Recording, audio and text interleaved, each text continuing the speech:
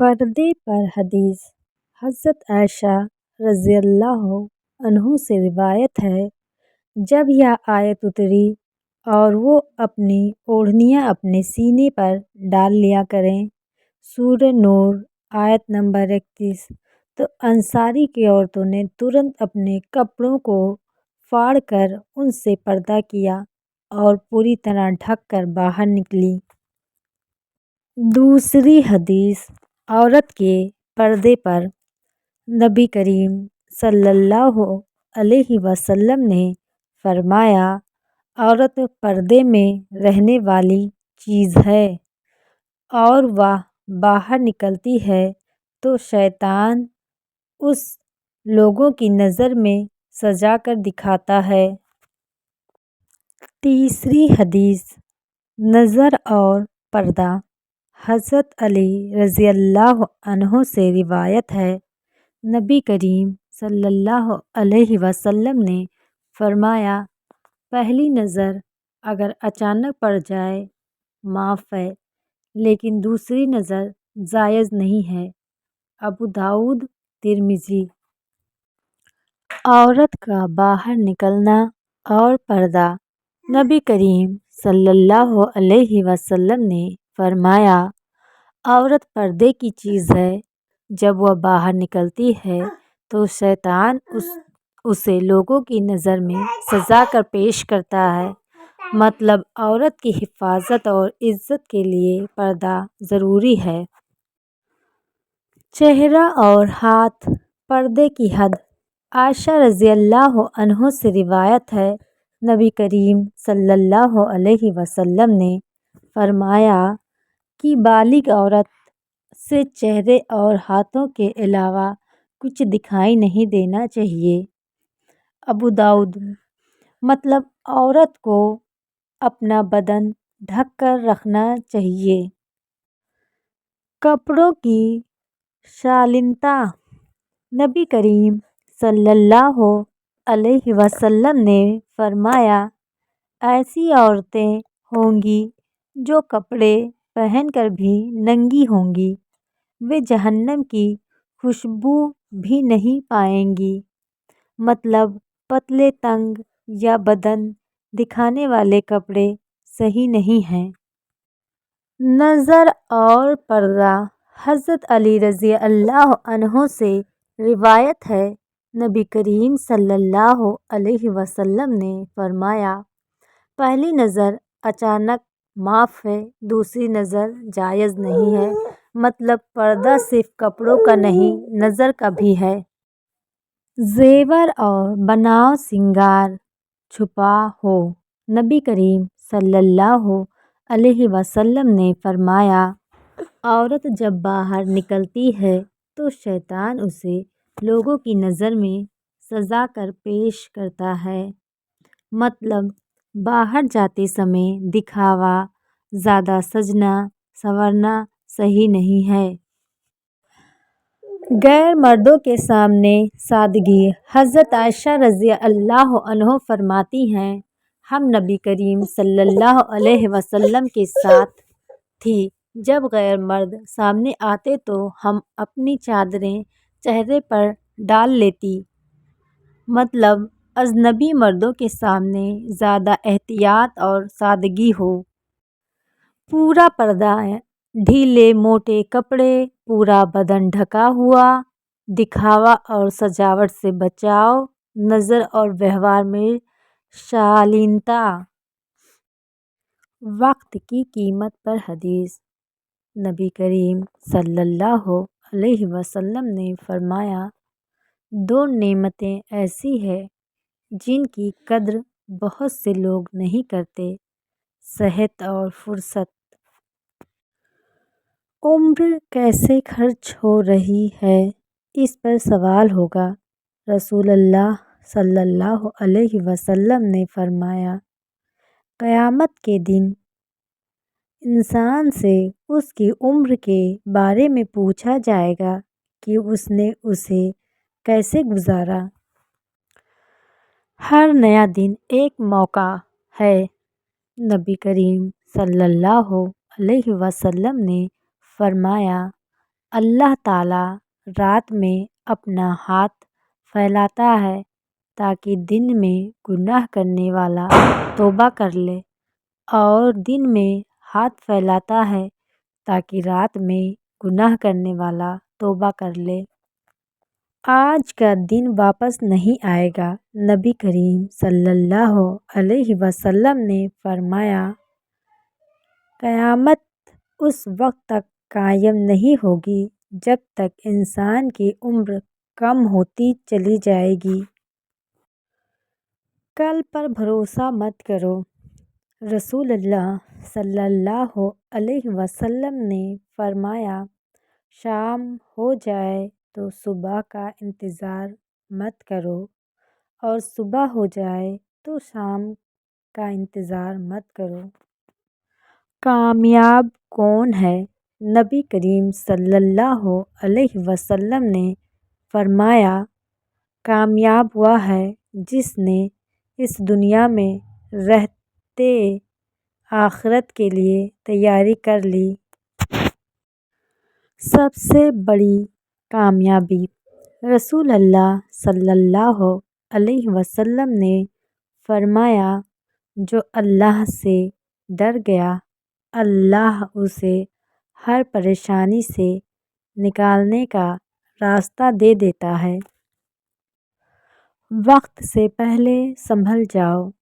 نبی کریم صلی اللہ علیہ وسلم نے فرمایا، 5 چیزوں کو 5 سے پہلے غنیمت سمجھو: جوانی کو بڑھاپے سے پہلے، صحت کو بیماری سے پہلے، دولت کو غریبی سے پہلے، فرصت کو مشغولیت سے پہلے، اور زندگی کو موت سے پہلے۔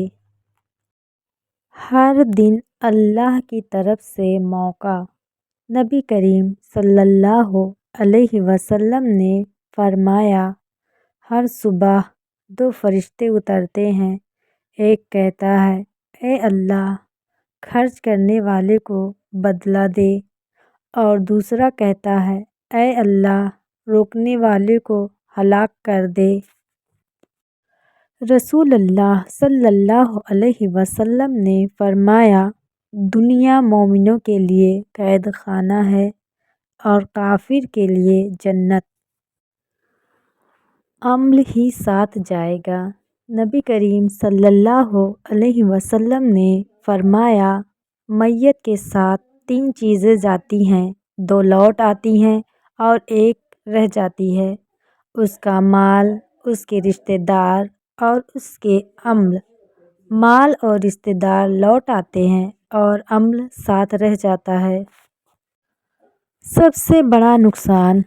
رسول اللہ صلی اللہ علیہ وسلم نے فرمایا، سب سے زیادہ گھاٹے میں وہ انسان ہے جس نے اپنی آخرت کو دنیا کے بدلے بیچ دیا۔ نبی کریم صلی اللہ علیہ وسلم نے فرمایا، اللہ تمہارے جسم اور شکل کو نہیں دیکھتا بلکہ تمہارے دل اور اعمال کو دیکھتا ہے۔ گناہ چھوڑنا بھی عبادت ہے۔ رسول اللہ صلی اللہ علیہ وسلم نے فرمایا، مسلمان وہ ہے جس سے دوسرے مسلمان اس کی زبان اور ہاتھ سے محفوظ رہیں۔ نبی کریم صلی اللہ علیہ وسلم نے فرمایا، دنیا میں ایسے رہو جیسے تم مسافر ہو یا راستے سے گزرنے والے۔ نئی شروعات کا اصلی مطلب۔ رسول اللہ صلی اللہ علیہ وسلم نے فرمایا، جو اللہ کے لیے کسی چیز کو چھوڑ دیتا ہے، اللہ اسے اس سے بہتر عطا فرماتا ہے۔ سب سے بہترین دن۔ نبی کریم صلی اللہ علیہ وسلم نے فرمایا، سب سے بہترین دن وہ ہے جس میں انسان اللہ کی اطاعت کرے۔ رسول اللہ صلی اللہ علیہ وسلم نے فرمایا، جو ہدایت پا گیا وہ کامیاب ہو گیا۔ رجب کے مہینے میں 2 صدقے ضرور کریں۔ اس الفاظ کے ساتھ کوئی صحیح حدیث موجود نہیں ہے۔ نبی کریم صلی اللہ علیہ وسلم سے یہ بات ثابت نہیں ہے کہ رجب میں خاص طور پر 2 صدقے فرض یا ضروری کیے جائیں، لیکن صدقے کی فضیلت پر صحیح حدیثیں موجود ہیں۔ رجب کیوں خاص ہے؟ رجب حرام یعنی عزت والا مہینہ ہے۔ اللہ تعالیٰ فرماتا ہے، ان مہینوں میں اپنے اوپر ظلم نہ کرو۔ سورہ توبہ آیت نمبر 36 میں ہے۔ علماء بتاتے ہیں، حرام مہینوں میں ذوالقعدہ، ذوالحج، محرم، رجب میں نیکی کا ثواب زیادہ، گناہ کا وبال بھی زیادہ۔ صحیح نتیجہ رجب میں 2 صدقے ضرور حدیث سے ثابت نہیں۔ رجب میں 1 صدقہ، 2 صدقے یا اس سے زیادہ کرنا بہت اچھا اور ثواب کا کام ہے۔ صدقہ گناہ مٹاتا ہے۔ نبی کریم صلی اللہ علیہ وسلم نے فرمایا، صدقہ گناہوں کو ایسے مٹا دیتا ہے جیسے پانی آگ کو بجھا دیتا ہے۔ ہر اچھے کام کا ثواب رسول اللہ صلی اللہ علیہ وسلم نے فرمایا، ہر نیکی صدقہ ہے۔ اللہ کے یہاں سب سے پسندیدہ عمل نبی کریم صلی اللہ علیہ وسلم نے فرمایا، اللہ کے یہاں سب سے پسندیدہ عمل وہ ہے جو لگاتار کیا جائے، چاہے تھوڑا ہی کیوں نہ ہو۔ بخاری مسلم۔ حرام مہینوں کی عزت پر حدیث۔